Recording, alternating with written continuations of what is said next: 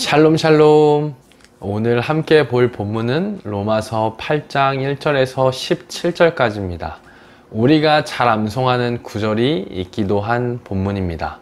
그러므로 이제 그리스도 예수 안에 있는 자에게는 결코 정죄함이 없나니 이는 그리스도 예수 안에 있는 생명의 성령의 법이 죄와 사망의 법으로부터 너를 해방하였음이라. 아멘. 굉장히 유명한 말씀입니다.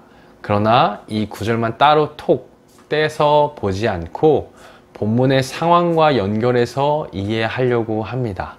로마서는 바울이 로마에 있는 교회 공동체에 보내는 편지였습니다. 그 교회에 있는 상황과 문제 속에서 일종의 권면으로 이해되어야 합니다. 로마 교회는 바울 자신이 직접 세운 교회가 아니었습니다.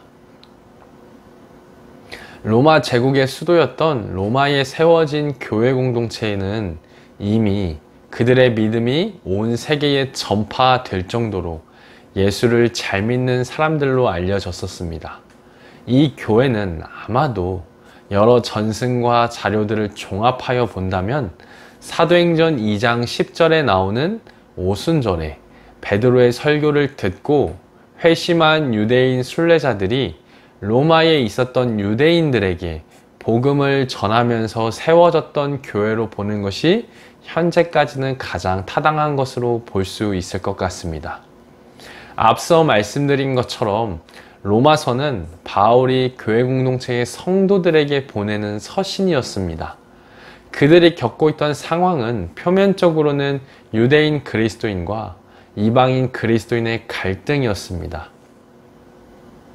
자세한 내용은 학자들 사이에서도 지금까지 여전히 논쟁되기도 하지만 본문과 역사적인 상황을 통해 이해한다면 크게 두 가지로 요약할 수 있습니다.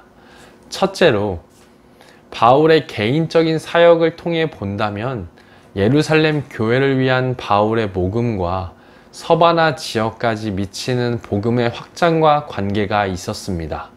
이 경우라면 바울은 로마에 있는 교회가 자신의 서바나 여행을 지원하도록 설득하기를 원했는데 이 과정에서 로마 성도들에게 신뢰와 헌신을 얻기 위해 복음에 대한 자신의 신학과 입장을 밝히는 취지로 로마서가 교리적 변호의 역할을 수행할 수 있도록 바울은 로마서를 썼던 것으로도 볼 수 있습니다. 둘째로 로마의 유대인들 중 상당수가 AD 40년대 말쯤에 일어났던 폭동으로 글라우디오 황제가 유대인 추방령을 내려 로마를 떠나야 하는 상황이 되었습니다. 그러나 그가 죽고 14년 뒤 새로운 황제가 된 네로가 그 유대인 추방령을 철회하고 추방되었던 유대인들이 로마로 다시 돌아오게 됩니다. 문제는 여기서 발생했습니다. 그들이 추방되었다가 돌아오니 기존 로마 교회를 이루고 있던 성도들은 다수가 유대인이었는데 그들이 다시 돌아와 보니 그 자리를 이방인 그리스도인들이 차지하면서 교회 공동체 안에 일종의 주도권이나 그리스도에 대한 신앙을 서로가 가진 문화적인 방법으로 표현하면서 발생했던 다툼과 갈등이 지금 로마 교회의 문제로 보여지고 있습니다. 이 두 상황을 알고 있었던 바울이 로마서를 집필했다라고 우리는 숙지하면서 오늘의 본문을 살펴보기를 원합니다. 로마서 8장은 하나님의 영이신 성령께서 그리스도인의 삶에 미치는 영향을 공식적으로 다루기 시작하고 있습니다. 우리가 읽은 본문에서 성령과 영, 육신이라는 단어가 몇 번이나 나올까요? 찾아보셨나요, 혹시? 네, 찾아보지 못하셨다면 지금 잠깐 영상을 멈추시고 우리가 읽은 로마서 8장 1절에서 17절까지 성령, 영, 육신이라는 단어가 몇 회 쓰였는지 한번 체크해 보셨으면 좋겠습니다. 네, 지금 잠깐 영상을 멈추시고 한번 본문을 탐색하셨으면 좋겠습니다.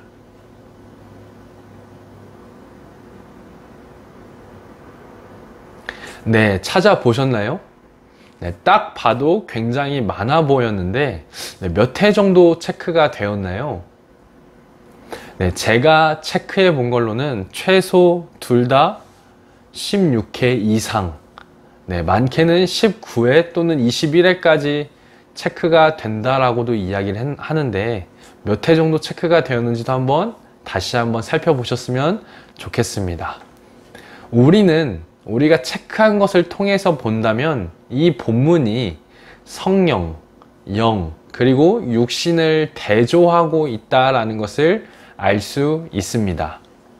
로마서 8장은 육신의 일을 더 이상 쫓지 말고 그리스도 예수 안에서 성령을 통한 교회의 일치됨을 보이라고 권면하는 것처럼 볼 수 있을 것 같습니다. 바울은 육신의 일과 영의 일을 분리해서 대조하고 있는 것처럼 보이기도 합니다. 그러나 우리가 본 것처럼, 우리가 앞서 언급됐던 것처럼 로마 교회의 상황을 대입해서 말씀을 이해한다면 성령 안에 있는 그리스도인은 서로의 문화나 사고 방식이 다른 것에 있어서 정죄함이 절대로 있어서는 안 된다라고 바울 사도는 우리들에게 가르쳐주고 있습니다.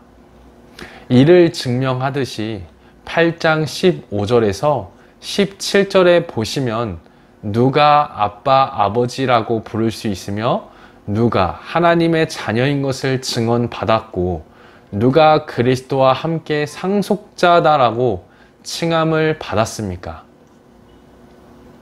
그 대상이 유대인 그리스도인과 이방인 그리스도인으로 나눠서 한 그룹만 지칭한 것이 아니라 바울은 두 그룹을 우리라고 표현하면서 하나의 교회가 하나님의 상속자다라고 말하고 있습니다.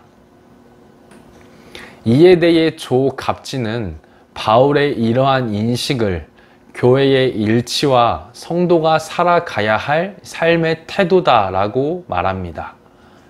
예수의 부활에 관여한 성령 하나님께서는 하나님의 영이시며 바울은 이 영을 항상 단수로 하나의 영으로 표현했다라고 말합니다.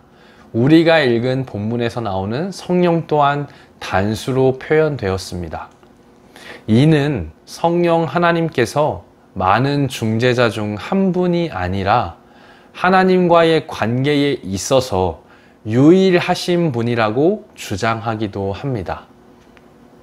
한 분이신 성령 하나님 안에서 그리스도인은 연합되어야 하고 육체 가운데 사는 것이 아니라 성령 안에서 살아가야 한다고 로마서 8장 1절에서 17절은 우리에게 굉장히 중요한 메시지를 전해주고 있는 것으로 보입니다. 이번 한 주를 마무리하시면서 놓쳤던 부분들도 다시 말씀을 통해서 점검하시고 새롭게 맞는 일주일도 하나님의 통치와 성령 하나님 안에서 살아가시는 우리 모든 성도님들 되시기를 바래 봅니다.